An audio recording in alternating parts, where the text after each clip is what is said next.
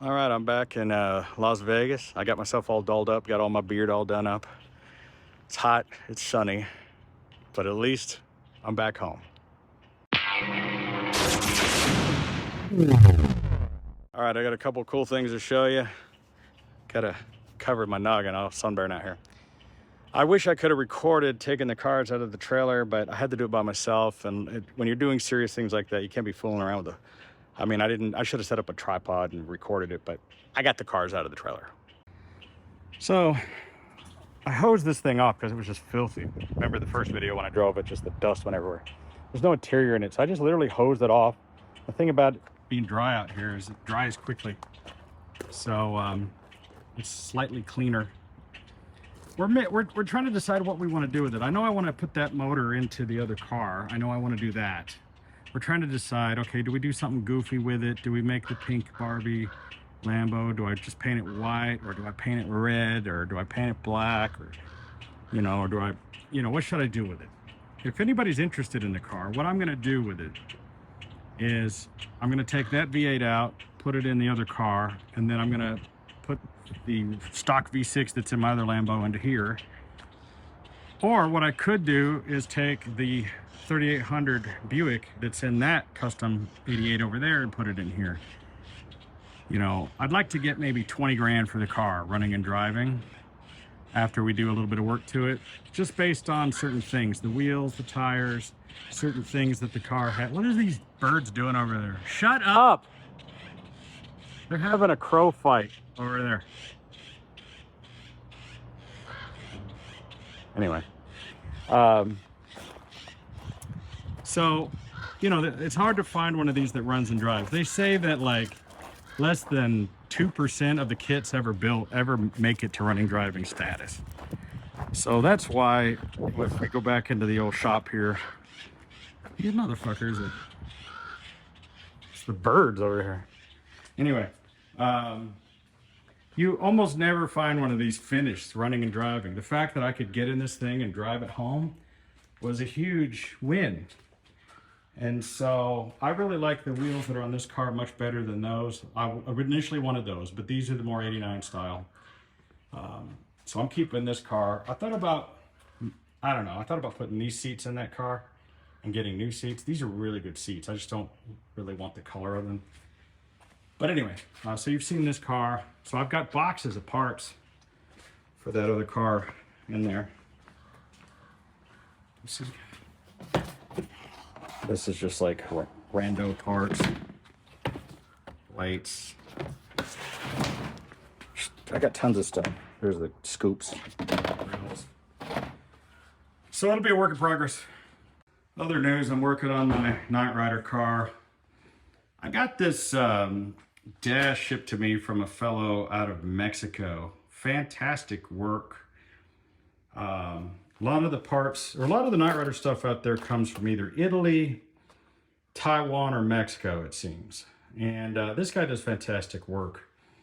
But he just made the fiberglass portion. So I got a bunch of these fiberglass pieces. I've shown these before. Trying to decide if I really want to have the pods or the pod delete. And on the Night Rider where the steering wheel goes, you have these little control pods that go there. But I've always hated them, right? So he makes what's called the pod delete. So you just put that there so there's no pods, and then your steering wheel sits there. And I'm going through all my Night Rider parts that I've collected over the years, various different parts and pieces from different manufacturers, some from Jupiter, which is up in Canada, the Electric, which was Brennan Fulbright, who's no longer making things anymore. Like some of these are Canadian. I think that's a Jupiter. These are just latching relay kits. This is from Italy. It's an oxygen vent kit, DTMF tone generator, various just different boards. Like these boards are designed for the pods. I've got just different voice boxes, different electronics. It's different upper consoles. This is like what they call the pilot episode, which is a huge upper console, but you can fit so much more into it. But it's in your field of view. Then this is like a season 3 or 4, much more smaller one. but it doesn't have as many goodies in it. So I'm trying to get this thing wired up with a mishmash of various different manufactured parts. You know, I've got real aluminum laser cut overlays. I mean, it's the best that you can really get. It doesn't get any better. I mean, the real car didn't have that, you know. The real car had just plastic shit.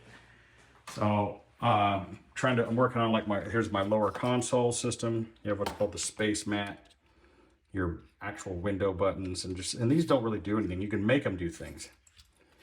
This is a countdown timer that goes in the center. This I picked up. This is really neat. Let's see if I can make this work for you, actually. If I turn this TV on and I plug this unit in, as soon as you plug it in, so what this is this is an MP4 video player, right? And what it does is automatically begin to play the file that's on this little memory stick automatically. So if I set this up for AV, using it for test purposes. So imagine this is hooked up inside the car, and you turn your dash on, and that automatically comes on. You'll see it light up here in a second. There it is. And then what will happen is your screen on your two screens there will automatically come on and begin to play this video. Now this video is something that I edited together years ago. That is, here we go. You've seen this in demonstrations of my other videos. I'm the Night Industries 2000. My serial number is Alpha Delta 227529. So what's interesting about the way I edited the video is the audio is on two channels. Kit's voice is on the left, the sound effects are on the right. You hook up the two speakers where the sound effects... I am the voice of Night Industry 2000's microprocessor, KITT for easy reference. So basically, the sound effects are coming out your right dash speaker. Kit's voice is coming out of the left dash speaker. Then you hook that same audio to his voice box. So whenever he speaks, only the voice box lights up. That way you don't have the voice box lighting up during music or during special sound effects, only when he speaks. And then since the screen is over to the right, the sound is coming from the right, so it makes sense. So out of the two TV screens that you're gonna have, please, Kit, I'm speaking.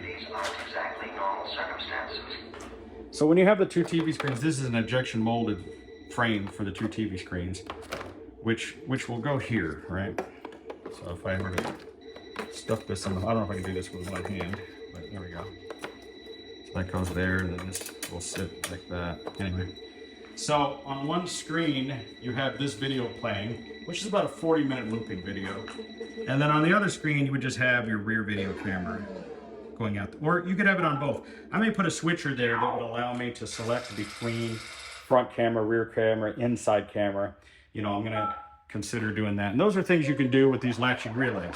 You can get these latching relay banks and have them do as many things as you want, because you're gonna have all the buttons you want, right? So I can set up, you know, I can set up these little things and have, like I could set this up to be a video selector that's like rear camera, you know, front camera, interior camera, secondary video, or whatever. Like I could get another one of these and have it playing a completely different video file. You know, and I could, so what I did was, so the story about these files is a fellow who worked at NBC made a copy of the actual tapes that were used for the special effects for the TV show. So he had made a video of all of the video effects that you ever saw on screen as insert shots in Knight Rider. And he smuggled this tape out, and it got into the wrong hands, which was mine. I encoded that video, and then what I did was I edited this sequence together so that I linked them all together. I put in all of these sound effects and edited it so that it's just one thing, one video. So these are all things. So I see where it says full bright emitter strength. That's Brennan put that in there, you know, so that was something that he put together. But anyway, so, you know, some of this stuff is fan made, and some of it is from the original show. Anyway, so that's a cool little video player. It was like $100 or something, whatever it was. There's tons of these out there that do these kind of things, but this is what we do. So the thing is that you'll see a lot of these kit cars, and they're just cobbled together with just blinky lights and things. I want everything to actually do something and work, for instance, you know? So like, you know, all of these gauges are gonna actually function and do something. This is really cool. I just got this, like if you're real intricate into the show, you'll get a kick out of this. Here, I need both hands so I can set this up, but hold on. Okay, you may, I don't know the specific episode of Knight Rider that this appeared. If you're a super fan, you can tell me. All right, so this is an oxygen vent that comes out of the top of the upper console. So you would press a button and this would happen. And it would dispense some oxygen for you to wake you up. Michael, wake up. How cool is that? The guy in Italy makes these. He sells them on Knight Rider. I think he's called KRW, Knight Rider World. So this box is 3D printed. This seems like it might be metal or something, but really well done. I think it's very cool. So I love little action. So that will be hooked up to a button in the upper console. So there'll be something I can press and that'll make that happen. What would be even cooler though, is that like for instance, this, as we call it, the space mat, this is actually a keyboard with a USB output. And you can hook this up to another receiving deal and have these trigger a relay board to do whatever you want, right? And make tones.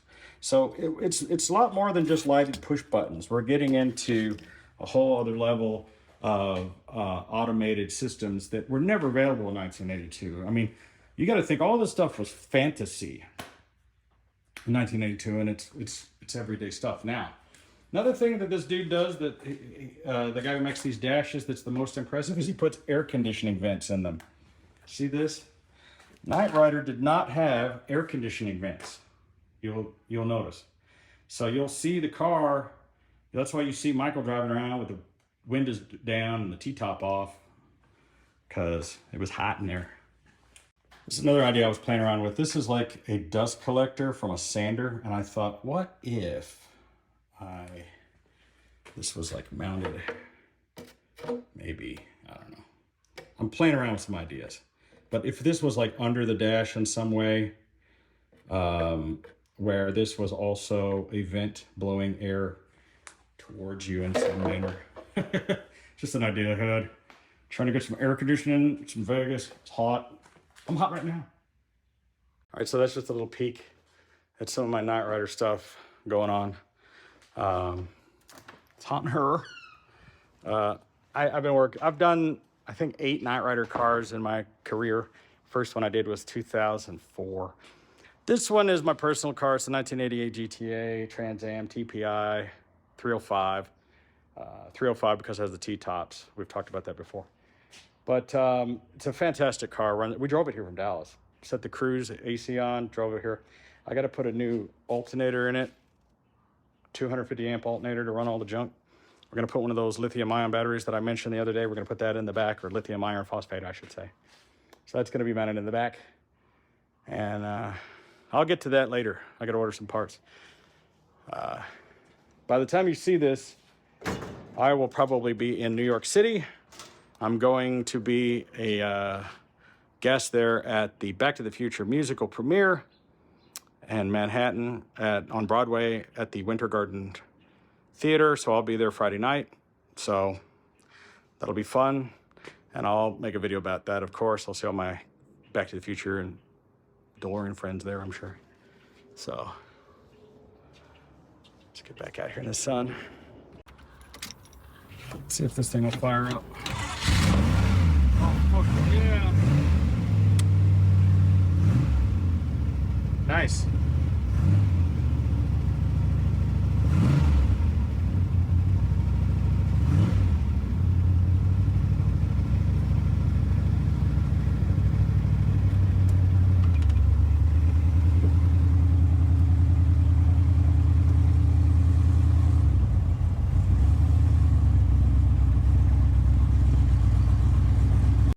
Yeah, just gonna stash that right there.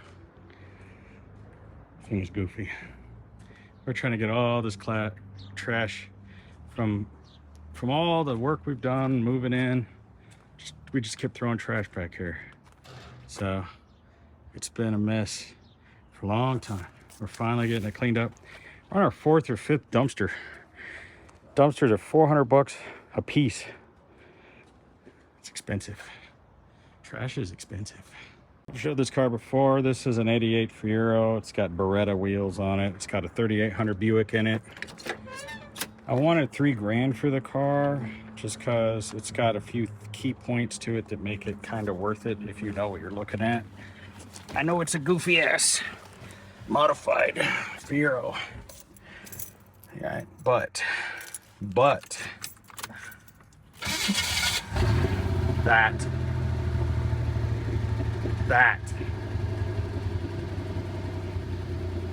3800 motor, it's got the phantom wipe. It needs a new stock. Fiero guys know this stuff. Anyway, car, other than that, needs some brake fluid. Brakes are soft. Car runs and drives awesome, but I need both hands to drive it because of that power steering. Hold on. Parking over here with the rest of the hoopties. Cars in Las Vegas. Headlights work, windows work, locks work, runs and drives, looks like hell, but it'd be the perfect owner for building a kit car if you are a Ferrari or Lamborghini. So far right now, I might kind of keep the XLR, I think. I may consider selling it, I'm not sure. Keeping the Monaco, keeping the Mystery Machine, keeping the Checker, not selling those. I gotta get back to work on this wall and all the other projects we're doing. My pool looks like crap. When I got back from my little week-long vacation, I came back, this thing was all green. I shocked it, put chemicals in it. I don't have a pool guy anymore. Pool guy quit because he said he had too many pools, didn't have time to work on the pool anymore. So just me and Hippie work on it. Hippie, my grounds guy who helps me. I got this little, I think it's a Hayward, this little robot. Honestly, it doesn't work very well. It's working pretty good right now. But the problem is that you saw the video I did of that electric one that I got from China that caught on fire in the pool. The thing is, this one runs off of, you know, the pump. And like, see how it can't go up this wall like at all. And it'll just get stuck there for hours. And then if it does suck up a leaf that goes up into the thing, then it just quits work, right? So it's not a very good design. These are about $300, and they just don't work very well. But you can see how dirty the pool is. One of the issues here in Vegas is, look at this, we got ants. I got a string of fire ants here, some kind of ants. Where are those going? All right, and then I keep finding these spiders. There's these pool spiders. Let's see how this thing just gets stuck there. And it'll just stay there probably for who knows how long. But you can see where it does go. Like, it will pull up the thing. Anyway, what I was about to say is, I'm getting distracted by all these ants. Gosh darn it. Ants and spiders. Anyway, I've been trying to say this one thought. Dust settles on the pool. It goes down to the bottom, and then you end up with this sand. So you have to constantly do, you know, you have to have one of these things cleaning the sand that accumulates because just the dust comes in. And then you get the leaves, you know, from all these different trees and things. So it's an issue. So starting next week, we're gonna drain the pool. They're gonna come with sanders and they're gonna sand down the whole pool. They're gonna patch all the little patches and things, and then we're gonna epoxy the pool. We're gonna paint the pool red. Then this whole deck is gonna be done in repainted white. I'm not gonna do this section, but this sidewalk section. This is all gonna be redone, and this is this cool material, this white cool material. You can walk on it, doesn't burn your feet. I wonder if we could find one of these spiders. They're pretty big. Now, I think they're wolf spiders.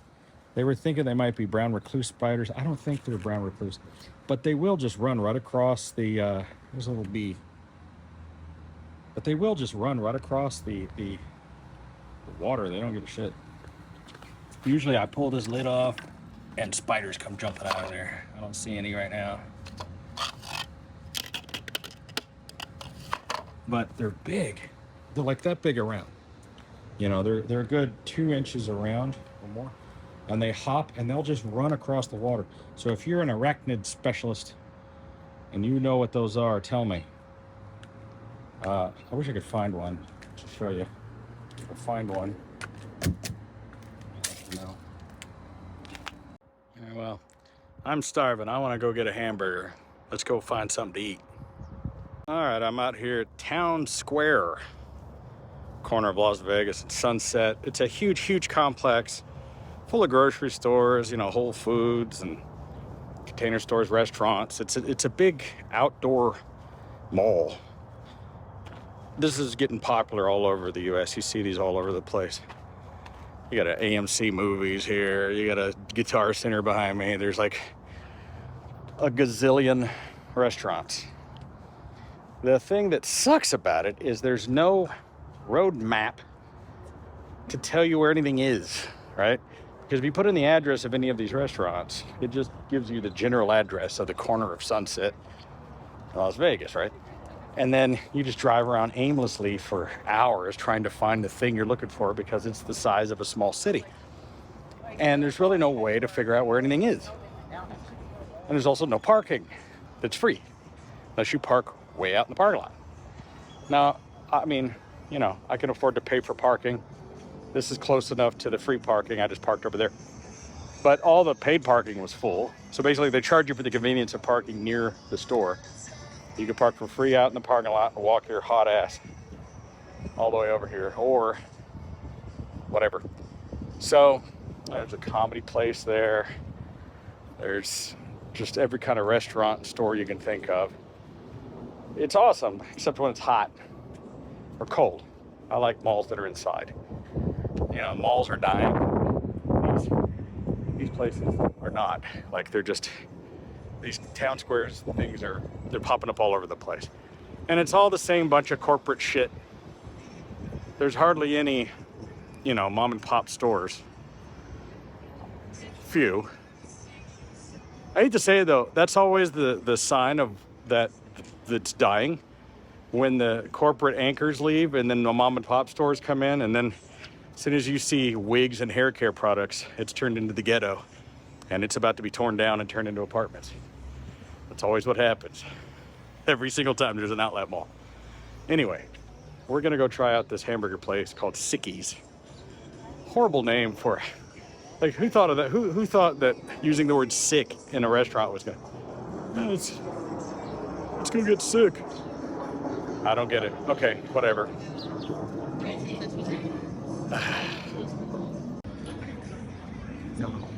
Got some coffee shops. This is just a tiny, tiny taste of this place. This place is huge. I mean, you could walk all day through these stores, and your legs would fall. It's the size of a small town. I call it town center. I mean, they have an Apple store. See, now look, okay, look at this. You'll get this, right? I mean, I guess there's an arrow that tells you a couple things are that direction, but I've yet to find a real map. They need an app. I don't know if they have one, but what they need is a town center app that you can download that has GPS on it that will take you to your spot. All right, we're gonna try out Sicky's Burgers and take a look at the menu. And so, like, I just screenshot it because I have his phone number and text, and I'm like, hey. See what we got over here. We got a spare tire, which is what you're gonna have after you're done eating it. Yeah, I should. We got, oh, it's Chef Joey. Look at that. What are you doing? I'm here at Sicky's, about to get a peanut butter jalapeno burger. Are you gonna get the peanut? Really? I think so. The peanut butter jalapeno burger? Yes, because it's going to be on my new menu at Sky Ninjas HQ. Really? Yes, sir. Are we just here to steal menu ideas? Yes, sir. Is that yeah. the idea? Yes, sir. Yeah. What about the Moseley steak? You know, I'm working. do working. they have steaks? I already have. At the new I already place? have the Moseley steak. I just have to figure out how to name it the Moseley. You just call it the Moseley. You know, it's an English steak. You know. That's what it is. I'm going to Manhattan tomorrow. I'm going to New York. The Ninja Moseley. Where should I go eat in New York? I'll be in Times Square. Yeah. There's an awesome place called the Brickyard Pub or something like that. It's really awesome, and a few other places. I heard the Olive Garden was really good. The Olive Garden. There's an Applebee's. Never heard of it. Never heard of it. Right behind where the stairs are. middle of Times Square, you can go to Applebee's. Never heard of it. I heard it was really good. Should give it a shot. Let me know. All right, let's go back to these burgers. Wow, look at this thing. Nice. Cheese curds. I love cheese curds. Tater tots. This is like OSB of potatoes. Wow, those are good. These. Those are crunchy. I need, Ranch. there should be more cheese. No. Well, ranch is okay. Okay. Oh, ranch. But they're good all by themselves. Mm-hmm. Wow. So we got onion rings, we got some barbecue pork in here. There's an egg in there somewhere. No peanut butter? No peanut butter.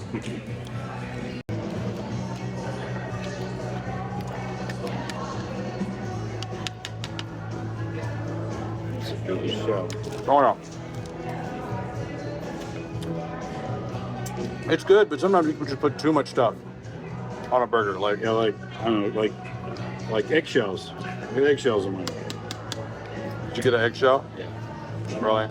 Eggshell. Two. That sucks. I mean, it's just, there's just too much going on.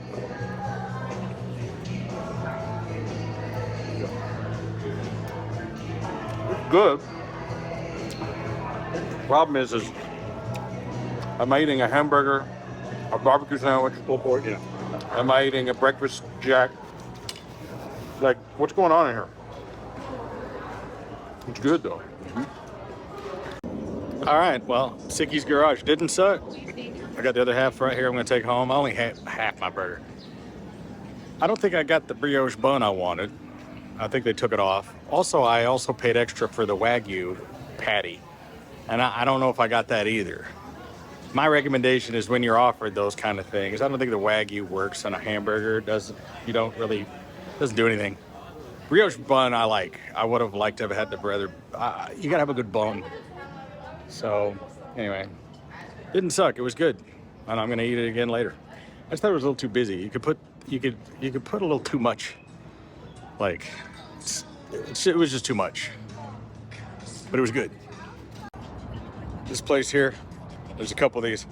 It's Pho, Kim, Long. And when we're hungry, it's late at night, we go, hey, let's go to Fuck 'em Long.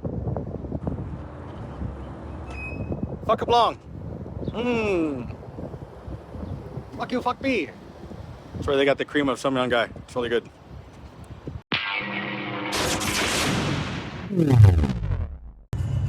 Here comes another group of fans. There they are. Frontier.